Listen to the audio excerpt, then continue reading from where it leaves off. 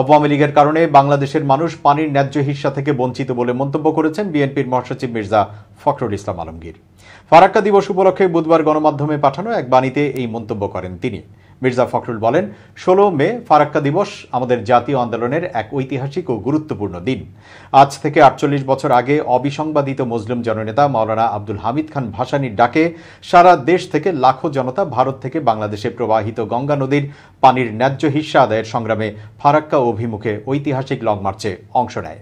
ভারতে গঙ্গা নদীর ফারাক্কা পয়েন্টে বাঁধ নির্মাণ করে অভিন্ন নদীর পানি একতরফা প্রত্যাহার শুরু করা হয়, যার ফলে বাংলাদেশের উত্তর পশ্চিমাঞ্চল আজ প্রায় মরুভূমিতে পরিণত হয়েছে। ওই এলাকায় পানি সংকট সহ নানাবিধ প্রাকৃতিক ভারসাম্যহীনতা দেখা দিয়েছে। তিনি বলেন, জীববৈচিত্র্য ও পরিবেশগত মানকে বিবেচনা না করে এবং প্রাকৃতিক ও মানবিক বিপর্যয়ের সম্ভাবনাকে উপেক্ষা করে তৎকালীন আওয়ামী লীগ সরকার জনগণের মতামতকে অগ্রাহ্য করে ভারতকে কয়েকদিনের জন্য পরীক্ষামূলকভাবে ফারাক্কা বাঁধ চালুর অনুমতি দেয়।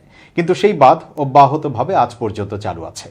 এই বাঁধ এখন মরণ ফাঁদে পরিণত হয়েছে। তৎকালীন আওয়ামী লীগ সরকারের কারণে এই দেশের জনগণ পানির ন্যায্য হিস্সা থেকে বঞ্চিত।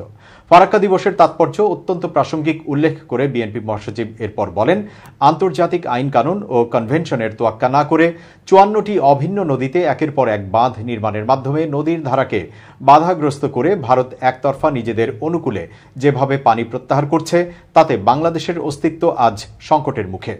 বাংলাদেশ নিষ্ফলা ঊষর ভূমি হয়ে ওঠার আলামত ইতোমধ্যেই ফুটে উঠেছে।